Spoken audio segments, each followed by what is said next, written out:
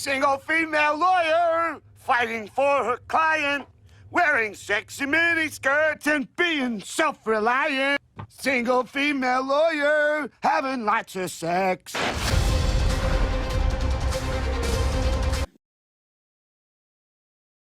I was curious how Marvel could possibly handle She-Hulk in the current year. The Hulk is a character who's generally associated with learning to control his emotions, especially anger. Yet telling a woman to control her emotions in 2022 is... Oh no, she didn't! She-Hulk is a perfect example of how wokeness can ruin a show that could have otherwise have been good. Now, I know what you're thinking.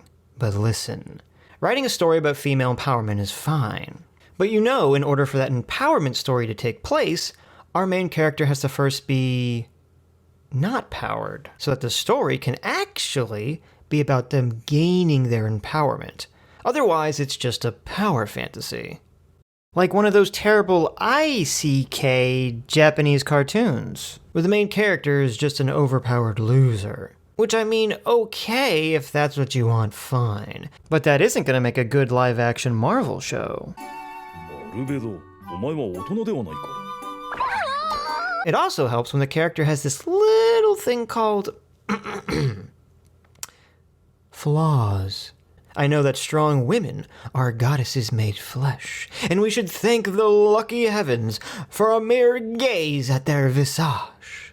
But if a character doesn't have any flaws, it's kinda boring. Rey Skywalker. Having flaws allows a character to change and grow, usually a pretty important thing for a non-episodic TV show. Our character has some goal they're aiming for, and they have to work hard to get it, usually changing themselves along the way, coming out better, or maybe sometimes worse. I know this might seem like pretty basic storytelling, but for some reason, Marvel keeps falling into this pit, so somebody's gotta tell them. The series opening hits us with Jen Walters, deputy to the district attorney and cousin of Bruce Banner, practicing her closing statement in an upcoming court case. She asks the question of whether those in power have a responsibility to protect those who do not. If you didn't get it, this is the writers signaling to the audience the theme of the show. Anyways, Jen and Bruce go on a road trip where they practice bad comedic small talk when suddenly aliens show up and accidentally make Girl Boss swerve off a giant embankment, crashing crashing the car into a giant ditch. Lady drivers, am I right, fellas? Lucky for Jen, Bruce has a new plot device strapped to his arm, which makes him stay human. I say lucky because it would have been pretty oppressive if one of the male background characters turned into a giant green monster and saved Jen in the first 5 minutes of her own TV show. Aside from being a plot device to prevent Bruce from saving a lady driver, I'm not really sure what the purpose of this glorified wristband is, since Banner merged the Hulk with his normal self ages ago. I don't know, maybe this is explained in one of the several spin-off shows or movies I haven't seen and don't care about. Pretty egotistical of Marvel to just shoehorn this stuff in here without explaining it. Anyways, the car crash immediately shows why this device is such a terrible idea. Because if Bruce was in Hulk form, he could have easily protected Jen and jumped out of the car. Instead, he almost dies? It's not clear? I guess the arm thing blocks his Hulk emergency backup kick in too. You know, weird stuff just kind of finds you when you're a Hulk. What a terrible idea, Bruce. Then, Jen cuts herself and accidentally gets some of Bruce's blood in her. Oh no, she's a She-Hulk now. Yes, just a couple of drops of blood, and you Hulk out, brother. Wow, it seems pretty dangerous for the Hulk to be fighting and bleeding all over the city if his blood can make anyone a Hulk. Now, the show does try to negate this.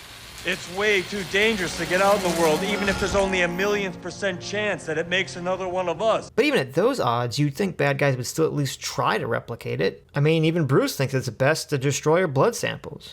Then Jen wakes up near a random bar and decides to sneak into a bathroom. I don't know why she's sneaking. I'm sure if she just asked this bouncer at the front to call for help, it wouldn't be a problem. Oh wait, I forgot he's a male, so he's probably a bad guy. Then a gaggle of nice girls show up in the woman's bathroom, just in time to give Jen a makeover. Luckily, they have a full makeup kit, extra shoes, and a fur coat to comfort Jen after her harrowing ordeal. For some reason, when you get past the magic barrier of the women's bathroom door, it is the most protective and loving and supportive environment. A girl that you meet in the bathroom of a club will go and help you bury your dude if you need her to. Of course, they presume her scrapes and bruises are from a man and go right to work covering the domestic abuse. God bless the matriarchy, so concerned with covering up the outward damage so that Jen can attract a better man. Unfortunately, the makeup backfires and attracts a pack of evil men who start creeping on human with lady parts. You've got it set on whore. So she hulks out. Luckily, Hulk shows up and tackles Girl Boss Hulk before she can dish out a well-deserved helping of social justice. What gives, Mark? I thought you were supposed to be an ally. Jen then wakes up in Bruce's secret Mexican hideaway lab he used to create current Smart Hulk, where he tries to help her come to terms with being a Hulk. Triggers are anger and fear. Those are like the baseline of any woman just existing. Anyways, Banner throws Girl Boss Hulk into a collapsing room full of circular saws to go get her to Hulk out again. Once she does, we learn that Girl Boss Hulk doesn't have that pesky little rage monster controlling her like Bruce did. She's completely cautious and self-aware. So I guess her ripping off the door and throwing it at Bruce while roaring, causing millions of dollars of damage, was just normal girl boss rage. Bruh. So now that she's fully in control, Jen is like, okay, bye.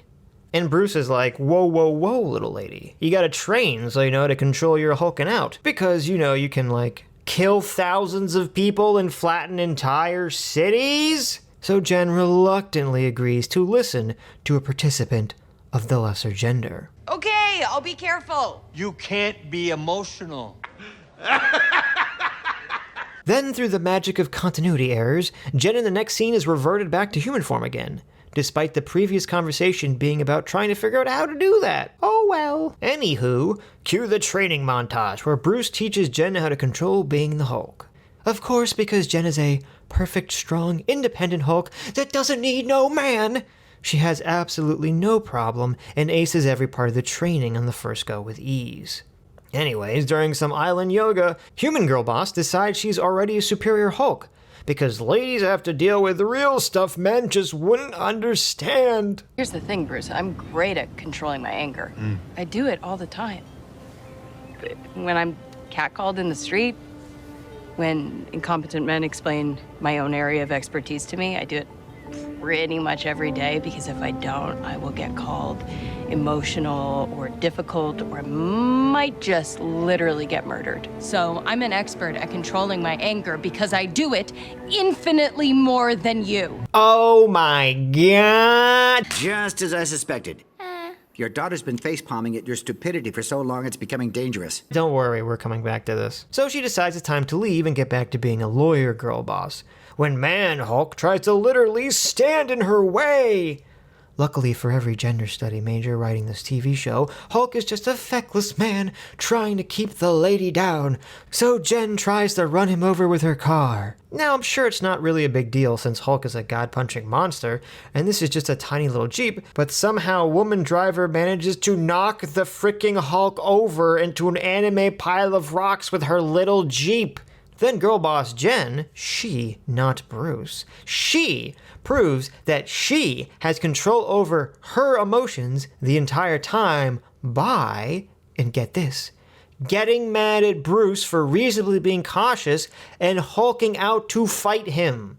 Yes, because that's how rage-controlling adults solve all their problems. What the fuck? Bruh. Bruce relents because you can't keep a good woman down, and Jen returns to lady bossing the courtroom, and is about to give her closing statement in a crucial case when, wouldn't you know it, a random cleavage character busts through a wall and into the courtroom for no apparent reason. Modern writing really just makes me so happy. Of course, Jen is forced to confront the intruder and save the day. With complete ease, Girl Boss Hulk stops the bad person, and saves the jury, reverts back to human girl boss, and gives the closing statement of her career. Oh my god, I sure hope this city doesn't fall in love with her. Single female lawyer. Now that the rundown is out of the way, let's analyze why this show is such an abject failure. Well, I hate to say it. Actually, I don't. I love to say it, since I'm so dead inside that hate is the only emotion keeping me going. Wokeness. Wokeness is why the show sucks. Even the opening scene perfectly encapsulates how in 2022, year of our woke, feminist writers can't even write a feminist TV show properly. Here the male character doesn't like Jen's closing argument and wants to do it instead. Now if this was some show about a female fighting the man, this man would have the power to actually take the closing statement away from her. Maybe Jen meekly doesn't speak up for herself till she gets a shot of that vitamin H. Then throughout the season, Jen learns to use her anger effectively against the man. See? Then she would have a goal. She would have to change and work to accomplish said goal. A process that's also known as a story. But no. We can't have that because it would require that a female character temporarily be in a position where she doesn't have power. And that could be traumatic. Now in the scene, the male character provides actual criticism of her speech, while her female friend just says, OMG, it's like the best thing ever. Like the feelings I felt so feeling, you know? Then Jen dismisses this guy without a second thought or care, and is only slightly annoyed by him. There is no real threat presented to Jen that this character could make her job difficult. So yes, this is the perfect vision of the woke 2022 oppression by the man. A feckless male gives criticism that has zero actual impact on the woman and her life and is then tossed out the door. Yet somehow, she's oppressed. Then to make things more obvious, Jen literally talks directly to the audience. And it's just weird. Supposedly Jen does this in the comics or something, but it doesn't work in this show. Now you can have shows where lead characters break the fourth wall, and that's fine, but those shows are not part of a shared extended universe the way Marvel is. The fact that so many other movies and shows exist in the same Marvel universe without this fourth wall breaking makes the whole thing bizarre. Does this mean that it's canon that the Marvel universe is actually not real and merely fiction? Kind of screws with everything. Kind of like another Marvel show. I beg your pardon. On behalf of the Time Variance Authority, I hereby arrest you for crimes against the sacred timeline. Now, obviously, we, the viewer, are not supposed to think of that. But I do. But Sitch, what about Deadpool? Well, Deadpool can sort of get away with it because Deadpool is supposed to be insane, and the movie's a wacky parody of superhero stuff, which She-Hulk is not. Now, so far in the show, Jen has Marvel personality. Maybe Joss Whedon is to blame for this, from his first two Avengers movies, but there's a big tendency for a lot of Marvel characters to all basically be the same. Smug, smarmy, jokey. I make the quips and I don't take things very seriously. Except when there's some brief emotional moment I do. Essentially, they want to make all characters Tony Stark.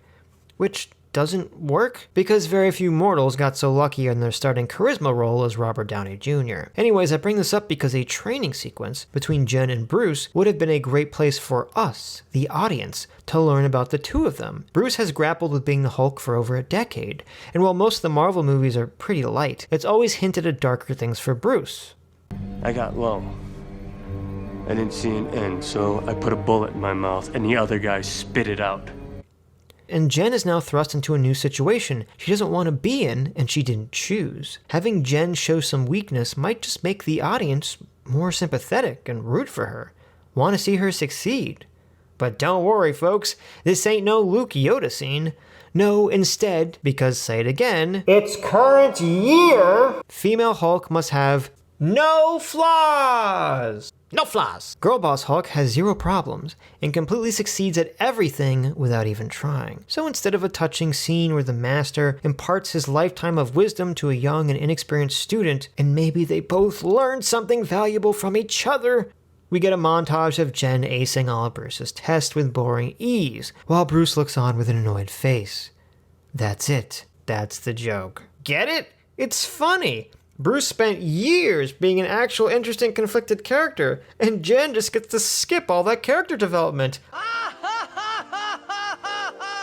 Idiot! Now, maybe you're saying, yes, but Sitch, this is supposed to be a comedy comedy show. Of course it's not going to get into depth about the characters. First of all, lots of great comedy shows do get deep into their characters, and often that makes things funnier. Shows like Community, Arrested Development, Archer, hell, even Rick and Morty, who the writer of this worked on. So shut up, bitch! Now it's time for the infamous line, when Jen grows impatient with all this training and wants to leave, and Bruce doesn't think it's actually safe. Here's the thing, Bruce. I'm great at controlling my anger. I do it all the time. When I'm catcalled in the street, when incompetent men explain my own area of expertise to me, I do it pretty much every day, because if I don't, I will get called emotional or difficult, or might just literally get murdered. So I'm an expert at controlling my anger because I do it infinitely more than you. You know, when I was hearing this for the first time, I just kept thinking of how rightfully pissed off Bruce should have been. All the terrible things he's had to go through, all the things and people he's lost, his life turned upside down for over a decade of being on the run, of living in constant fear and stress that he would kill all of those around him, getting to a point so low in his life he tried to commit suicide by shooting himself in the face? I didn't see an end, so I put a bullet in my mouth and the other guy spit it out. All just to have this dumb idiot give him the "check your privilege, cis white male" speech. Holy shit. What disgusting drivel disguised at writing is this? Also, it doesn't even make sense in the show. The only thing we've ever seen Jen suffer from her womanness was some guys trying to flirt with her when she wasn't interested. And that's it. Yet we're supposed to believe Jen has suffered all this indignation, all this oppression for being a woman, all while being powerful deputy of the fucking district attorney? Just show it. It's literally called a TV show, not a TV tell. Show Jen actually struggling and facing some real oppression if you want us to sympathize with her plight. Otherwise, are we supposed to believe that there's a collective unconsciousness of female suffering that all women constantly tap into? And since this is supposed to be a comedy show, the way the scene actually should have played out was earlier, in the lab, when Bruce is trying to figure out why Jen doesn't have a Hulk personality. She gives the same dramatic, "It's a man's world, baby," speech, and Bruce, who's like looking at a test tube or a computer screen or something, is like, "Nope, actually it turns out that me merging my human and Hulk self changed my DNA, so that's what I imparted to you. So, you're welcome, Jen. I guess you could say I broke the glass ceiling for you." This is what I mean when I say wokeness has ruined the show. Jen has to be in complete control of all situations at all times. She can never be shown to be weak or at the mercy of someone else. Unfortunately, this doesn't make the audience like or empathize with her. It just makes her come off as a jerk, which of course would be fine if that was the point. Archer is a great character who is highly competent and an asshole, and that's what makes him funny. But the show recognizes that Archer is an asshole, and thus the other characters in story treat him accordingly. That's where a lot of the humor comes from. Did you seriously climb all the way up here just to see what my bonus is? No, I sarcastically climbed all the way up here to see what your bonus is. He said, sarcastically. Jen, on the other hand, is just kind of a smarmy jerk, but the show pretends that since she was born without a Y chromosome, we're all supposed to immediately sympathize with her suffering things we've never seen her suffer. Well, that and your Hulk hands. I do not have. She-Hulk, then, whatever. They're... Art Bob! What? Jennifer Walters? Alter ego of She-Hulk? Now the last scene again showcases everything wrong with the series, because this last scene should literally be the last scene of the entire season, not the first episode. The triumph scene, where Jen completely controls her powers and then gives her closing statement with confidence, should be the completion of Jen's arc, not the beginning! So now what? Where do we go? What the hell is Jen supposed to do? How is she supposed to grow or change? Everything for her is perfect. Maybe even better than before. Oh no! She can turn into a stronger, hotter version of herself, and the only downside is she needs to wear stretchy clothes. Oh no, what a curse. I didn't see an end, so I put a bullet in my mouth. What an idiot. Ironically, wokeness, a thing that's supposed to help women gain agency, actually makes it so female characters all have to be flat, boring, uninteresting two-dimensional cardboard cutouts. Because if a woman dares to show any weakness or vulnerability... No, unacceptable. In pre-woke times, the scene would have gone completely different. The male lawyer in the beginning would have actually prevented Jen from giving her closing, saying it sucked or something. But then at the end, we see he actually snaked the closing from her and uses her speech word for word. Then Jen, in a fit of anger, turns into the She-Hulk in the middle of the courtroom. And the end of the episode is her making an oh shit face, setting it up that she's in trouble. That way, you'd have an actual reason to be sympathetic to Jen, and her character would have some direction to go, some goal to accomplish. Forget Hulk rage.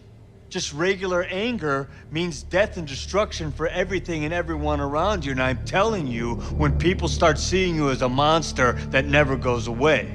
But no, characters are not allowed. Only girl bosses. No flaws!